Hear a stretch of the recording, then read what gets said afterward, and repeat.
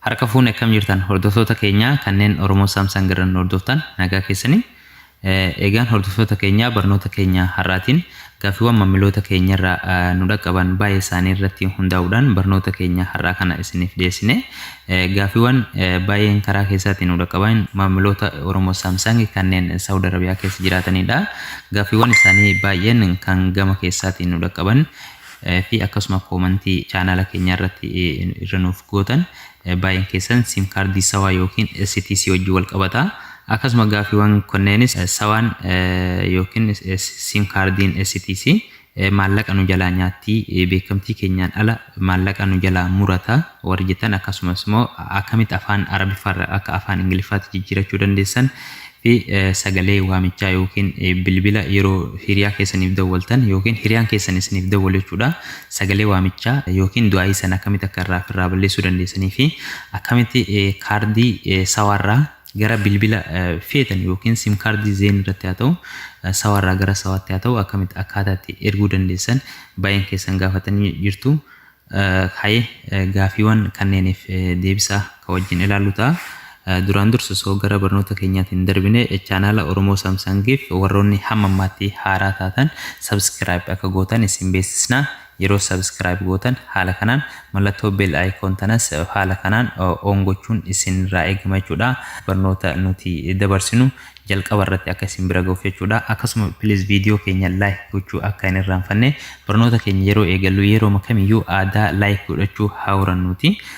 Gara gaaffii keenya isa jalqabaatti haa darbinu. Tokkoffaa irratti sim kaardii sawaa maallaqa murattuuf kan wajjin itti kenninu ta'a jechuudha. Duraan dursitanii meeseejii keessan keessa seentu.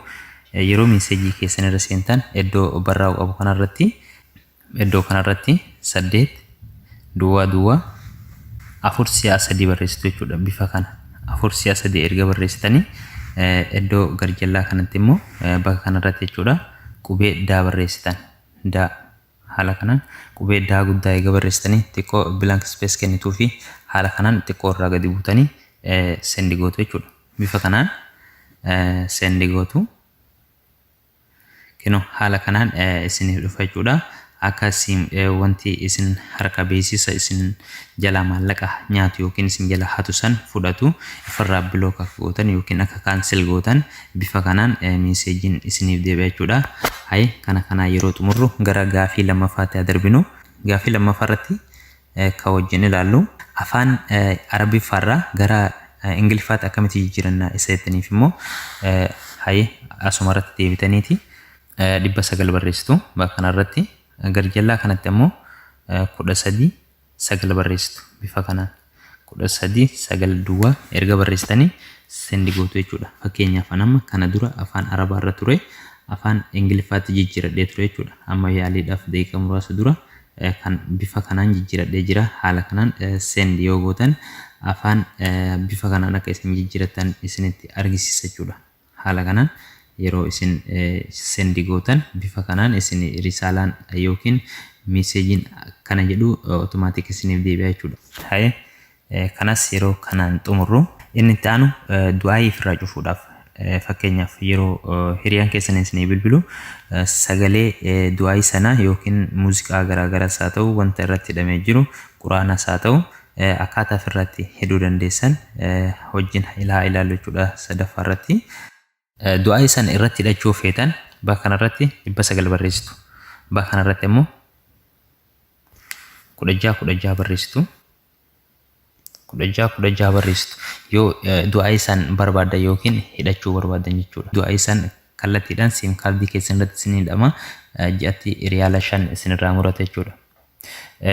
Hin barbaanne yoo ta'e immoo ifirraa balleessuudhaaf jettanii waan gaafataniif iyyuu ofirraa balleessuudhaaf immoo 16 erga jettanii 17 gootu. Bifa kanaan 17 gootu. Bifa kanaan erga barreessitanii sendi gootu.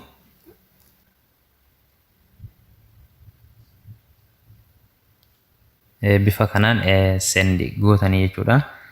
Kallattiidhaan akka ofirraa hitan bifa kanaan isiniif deebi'a jechuudha. Kino meeseejiin bifa kanaan isiniif deebi'a irraa isiniif hiikkatee jira jechuudha.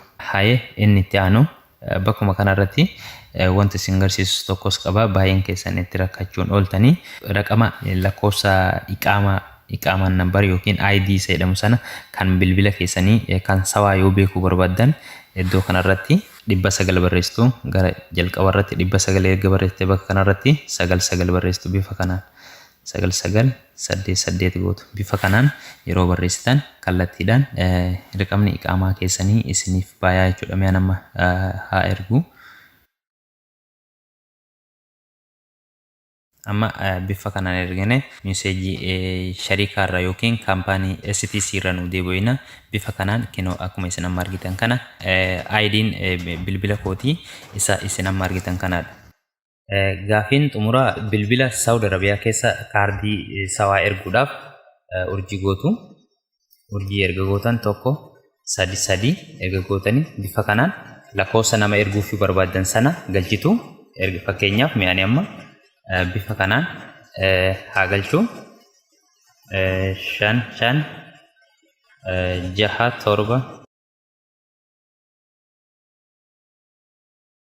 6 7 fakkeenyaaf nama lakkoofsa kanatti erguu barbaade jedhu ergasii urjii godha. Xumura irratti immoo ammaawuntii yookiin maallaqa hamma erguu barbaadu sana galcha jechuudha. Haye erga bifa kanaan galche as iddoo maslaalii kana tuqaa jechuudha. Maslaal erga tuqee bifa kanaan erguu danda'a. Haala kanaan Saudi Arabiyaa keessa erguu dandeessan jechuudha. Isa biyya yookiin international ergitan osoo hin taane jechuudha.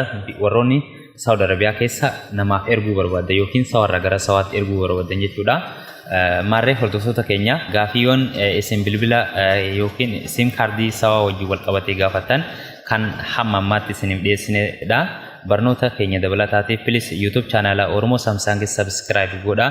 Akkasuma immoo viidiyoo keenyas like share gochuu akka hin irraanfanne isin beeksisna jechuudha. Barnoota birootiin immoo hamma walitti deebinutti nagaan nuuf tura.